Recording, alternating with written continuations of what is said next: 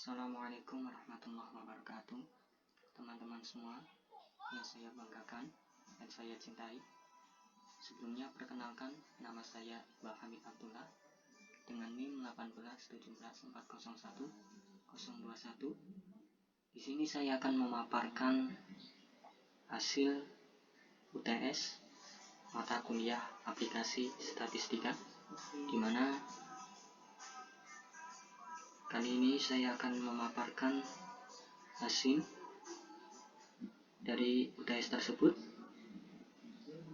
dengan kasus bahwasanya di sini terdapat seorang peneliti yang telah meneliti pengaruh kinerja guru, kinerja TU, dan prestasi siswa terhadap tingkat profesionalisme kepada sekolah dasar di suatu kabupaten. Kemudian di sini terdapat data yang nantinya akan digunakan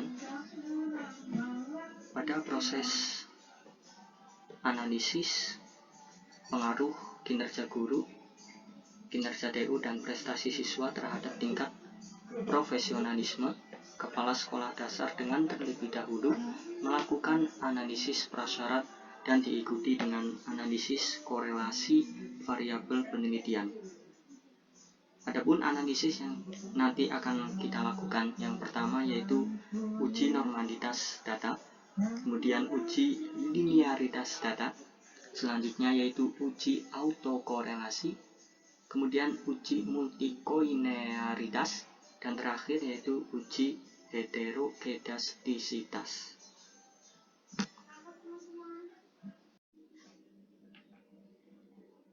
Baik teman-teman, untuk langkah selanjutnya teman-teman bisa memasukkan data kinerja guru, kinerja TU, prestasi siswa, dan kecakapan pada variabel view dengan format yang teman-teman semua bisa lihat. Kemudian memasukkan data nilai pada data view dengan kategori kinerja guru, kinerja TU, prestasi siswa, dan kecakapan sesuai dengan data yang telah ditentukan.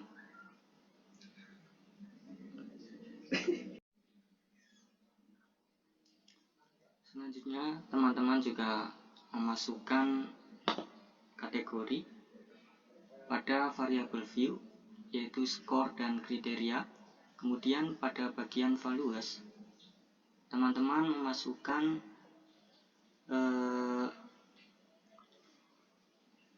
kategori yang nanti akan dijadikan sebagai variabel terikat. Teman-teman bisa melihatnya ya. Kemudian selanjutnya pada data view, pada bagian data view, skor yang ada pada data nilai dimasukkan secara keseluruhan dalam satu kolom dan dikriteriakan berdasarkan data awal sampai data yang terakhir. Yaitu pertama ada data yang pertama yaitu dengan kategori 1, kemudian yang selanjutnya pada kinerja TU yaitu dengan kriteria 2, selanjutnya yaitu prestasi siswa pada kategori yang ketiga, dan terakhir profesionalisme dengan kategori 4.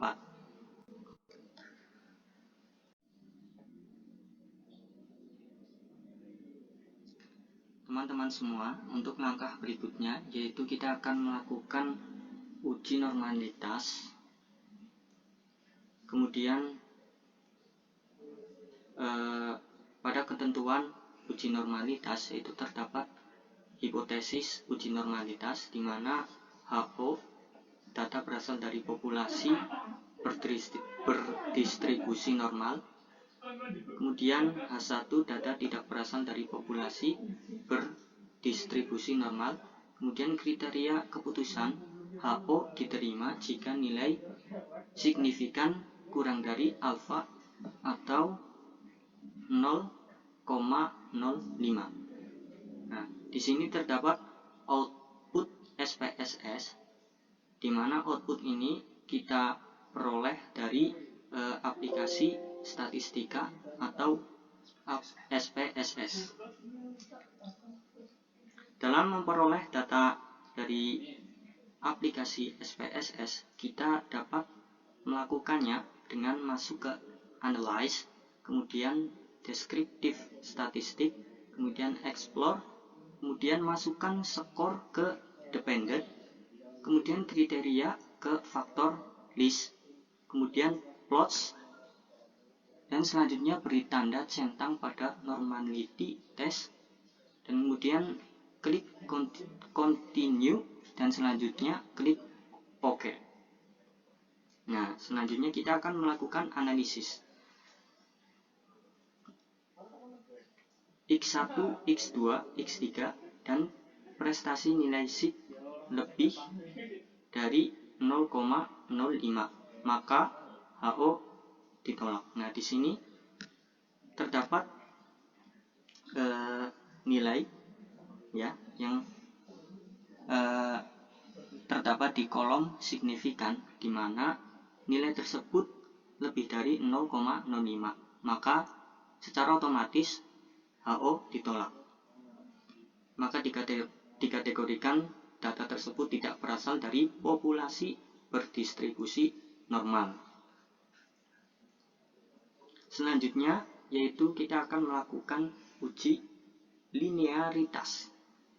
Nah, ketentuan yang pertama yaitu hipotesis uji linearitas. HO ada hubungan yang linear antara variabel bebas dan variabel terikat. Kemudian H1 tidak ada hubungan yang linear antara variabel bebas dan variabel terikat. Selanjutnya kriteria keputusan. HO ditolak jika kurang dari alfa atau 0,05. Nah, di sini output SPSS-nya ya, teman-teman bisa melihatnya. Output ini didapat dengan langkah-langkah analyze, kemudian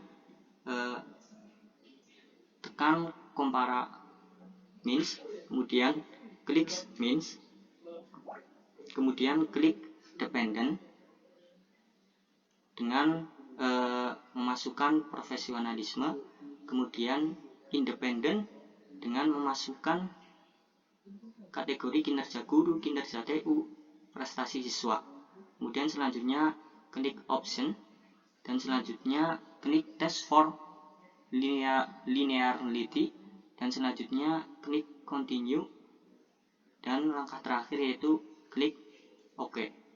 Nah, di sini kita akan melakukan analisis. Yang pertama yaitu keputusan. Teman-teman bisa melihat secara lebih rinci ya di sini. Nah, ya,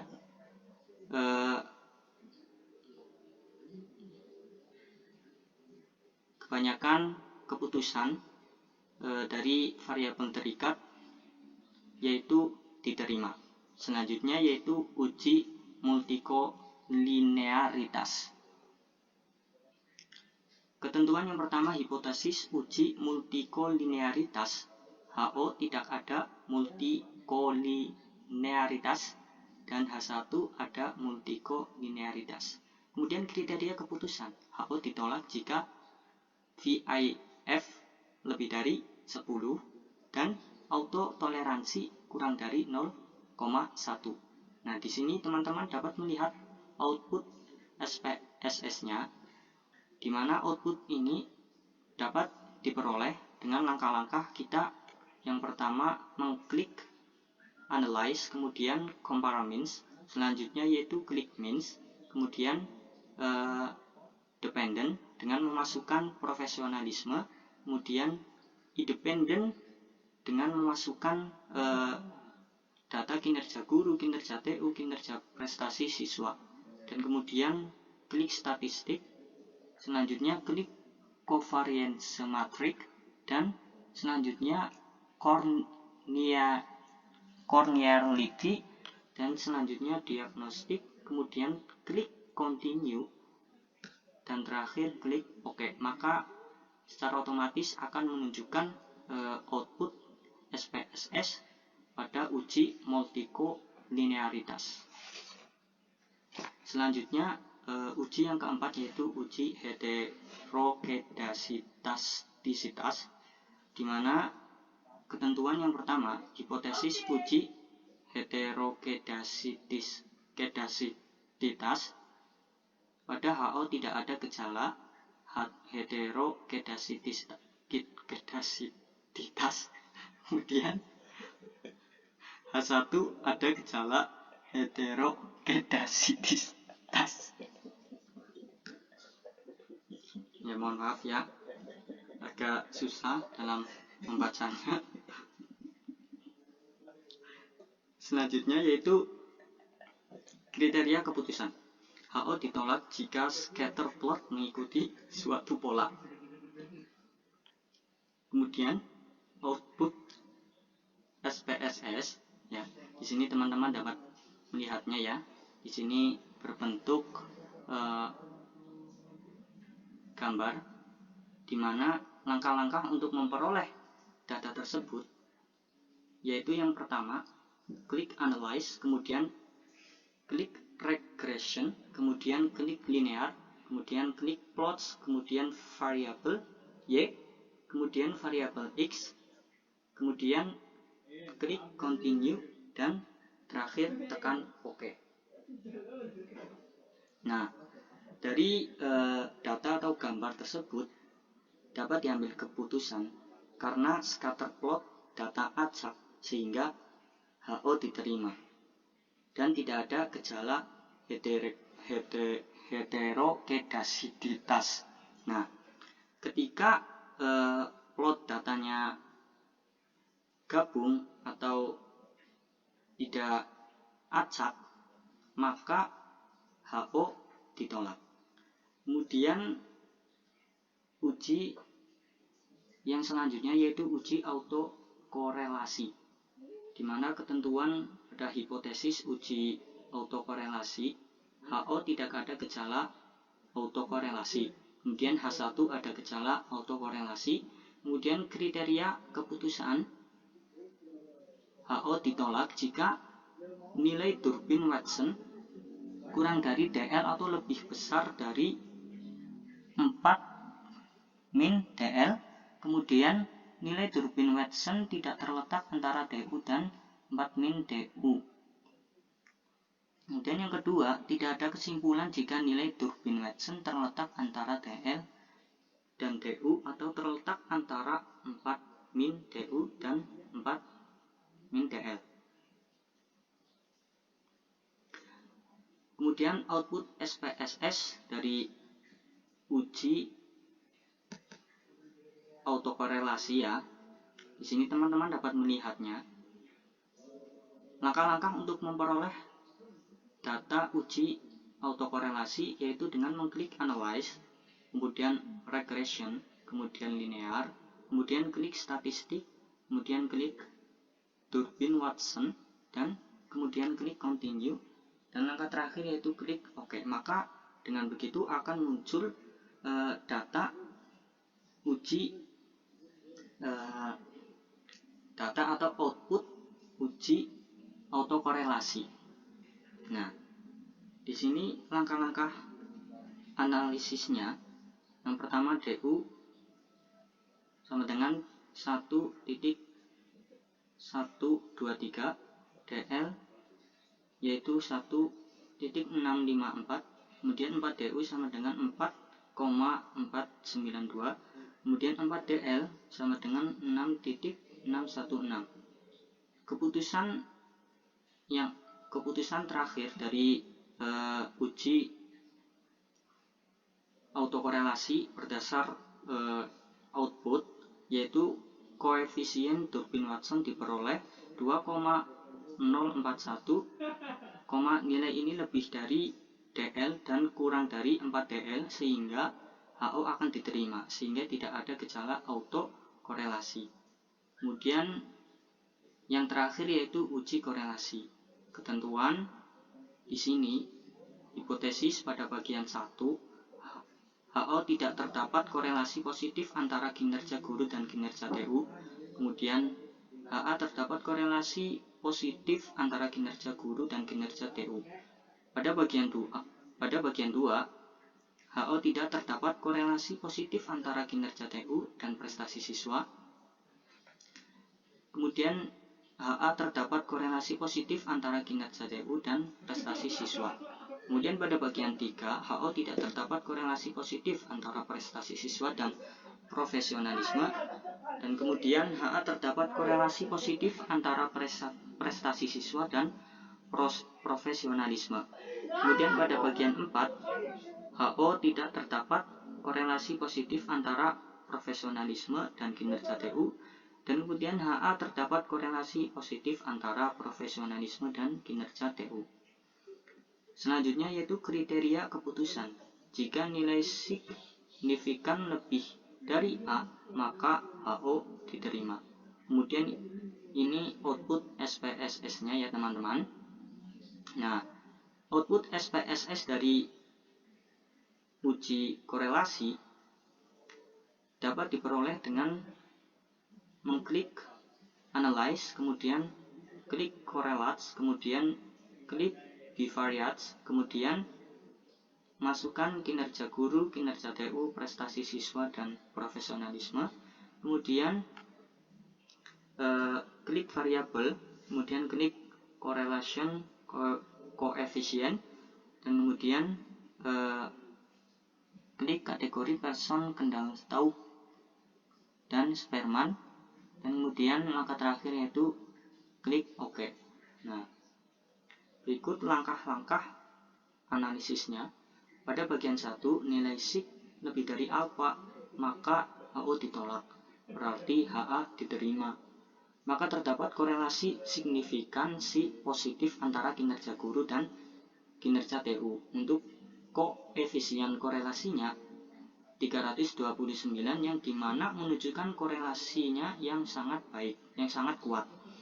Kemudian pada bagian 2, nilai signifikan lebih dari alfa, maka HO ditolak, berarti HA diterima. Maka terdapat korelasi signifikan positif antara kinerja TU dan prestasi siswa.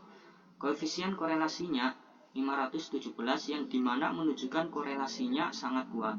Kemudian pada bagian 3, nilai sig lebih dari alfa, maka HO ditolak, berarti HA diterima. Maka terdapat korelasi signifikansi positif antara prestasi siswa dan profesionalisme. Kemudian koefisien korelasinya 306, yang dimana menunjukkan korelasinya sangat kuat. Dan pada bagian 4, nilai signifikan lebih dari alfa, maka HO ditolak, berarti HA diterima. Maka terdapat korelasi signifikansi positif antara profesionalisme dan kinerja TU. Koefisien korelasinya 149, yang dimana menunjukkan korelasinya sangat kuat. Kesimpulan dari uji korelasi, kinerja guru terdapat korelasi secara signifikan dengan kinerja TU. Kemudian kinerja TU terdapat korelasi secara signifikan dengan prestasi siswa, dan prestasi siswa dapat berkorelasi secara signifikan dengan profesionalisme. Terakhir, profesionalisme dapat berkorelasi secara signifikan dengan kinerja TU. Demikian apa yang dapat saya paparkan terkait hasil ujian tengah semester mata kuliah Statistika Pendidikan. Kurang lebihnya mohon maaf. Wassalamualaikum warahmatullahi wabarakatuh.